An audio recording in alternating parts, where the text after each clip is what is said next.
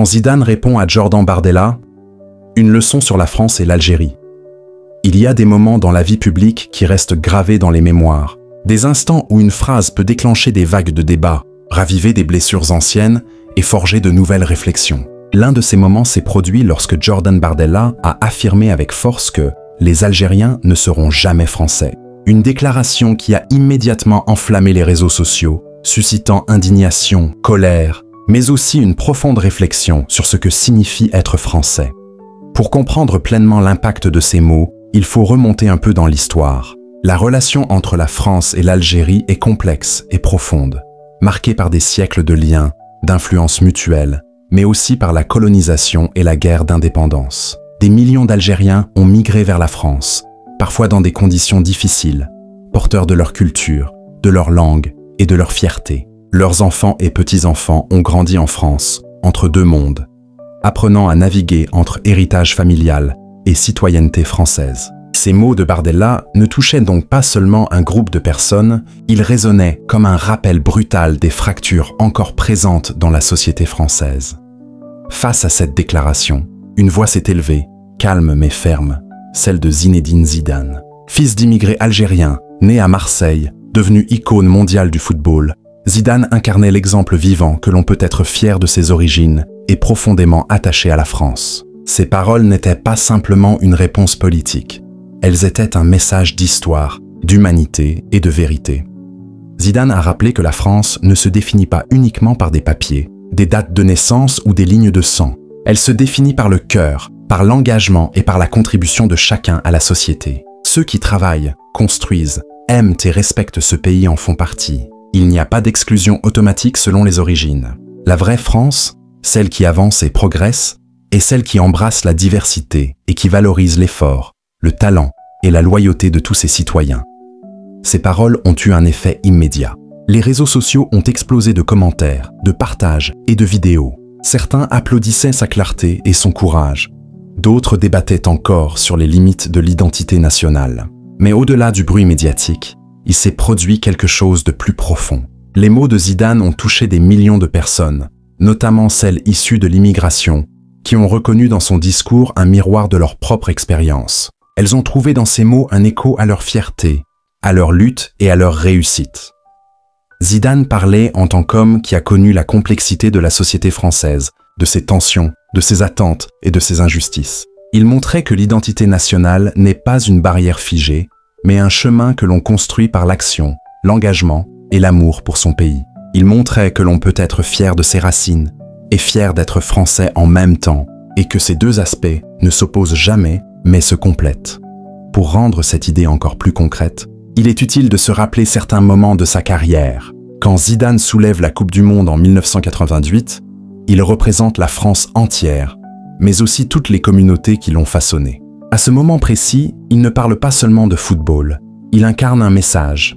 La diversité est une force, et l'origine de chacun contribue à la grandeur collective. Chaque but qu'il marque, chaque passe qu'il réussit, chaque geste de fair-play rappelle que l'identité se construit par l'excellence, la persévérance et le respect des autres.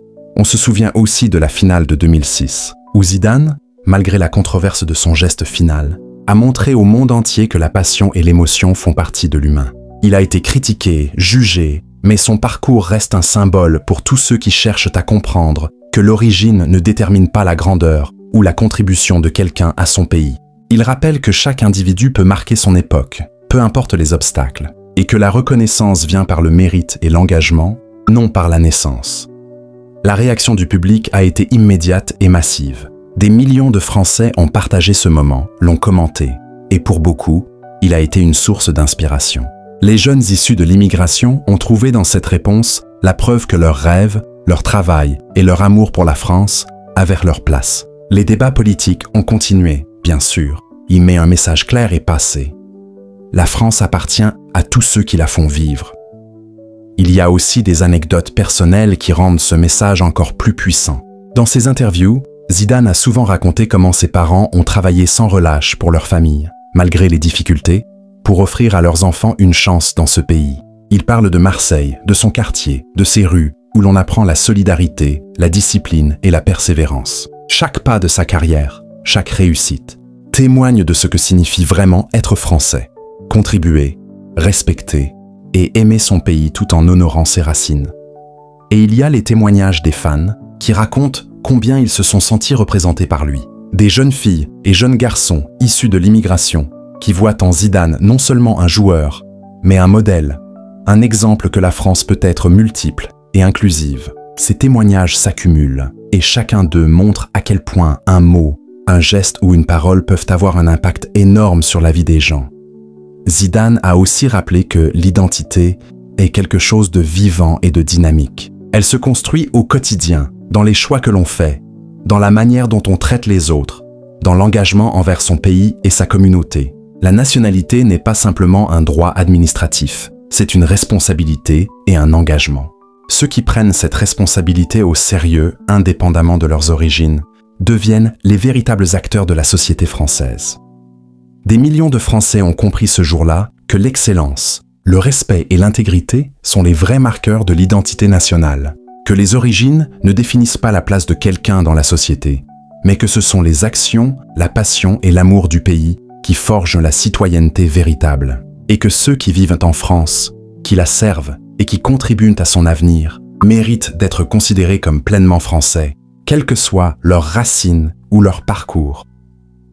Ce moment est devenu un symbole, une référence. Il montre que la parole compte, que les gestes comptent, et que chaque acte peut construire ou détruire. Mais surtout, il montre que lorsque le courage, la sagesse et l'exemple se rejoignent, même les polémiques les plus virulentes peuvent se transformer en leçons universelles de vie, de tolérance et de fierté. Il est important de noter que cette confrontation entre les mots et les valeurs dépasse largement le cadre d'une simple polémique. Elle illustre un défi fondamental pour la France moderne, capable d'intégrer, de reconnaître et de valoriser la diversité sans renoncer à ses valeurs. Elle rappelle à tous que l'identité ne se limite pas à un héritage ou à une appartenance ethnique, mais qu'elle se construit chaque jour par les actes, l'engagement et l'amour porté au pays. Pour ceux qui veulent comprendre la portée de cette leçon, il suffit de regarder autour de soi.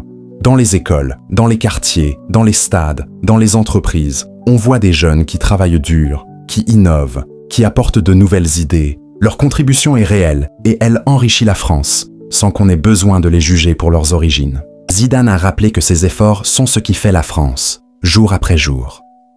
Aujourd'hui, cette histoire continue de résonner. Elle inspire des débats, des réflexions et des discussions sur ce que signifie réellement être français. Elle rappelle à chacun que la France appartient à tous ceux qui croient en elle, qui aiment ses valeurs et qui œuvrent pour son avenir. Et dans ce souffle d'espoir et de réflexion, Zidane laisse une trace indélébile, celle d'un homme qui, par ses paroles et sa vie, montre que l'identité est un droit que l'on construit avec cœur, courage et respect. Chaque fois que l'on repense à ce moment, on réalise que l'histoire n'est pas seulement écrite par les politiciens ou les médias, mais par les actions et les paroles de ceux qui incarnent les valeurs qu'ils défendent.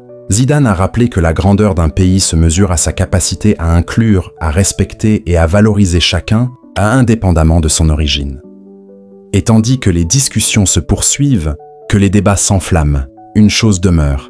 La leçon donnée ce jour-là est intemporelle. Être français n'est pas une question de naissance, mais de cœur. Ce n'est pas un héritage à revendiquer, mais une responsabilité à honorer. La France est grande parce qu'elle est diverse, parce qu'elle sait accueillir, intégrer et faire briller les talents de tous ceux qui la portent dans leur âme. Dans chaque quartier, chaque ville et chaque école, on peut entendre des histoires similaires. Des jeunes filles et garçons qui rêvent, qui travaillent dur et qui voient leur identité reconnue, non pas par leur origine, mais par ce qu'ils apportent à leur communauté et à leur pays. Les paroles de Zidane deviennent alors une source d'inspiration continue, un rappel que la France est une construction collective et que chaque citoyen peut contribuer à sa grandeur.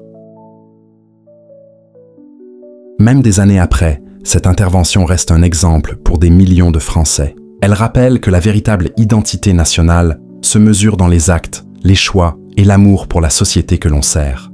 Et elle montre que même dans les moments de tension, la sagesse et l'exemple peuvent transformer un débat houleux en une leçon universelle, intemporelle et profondément humaine.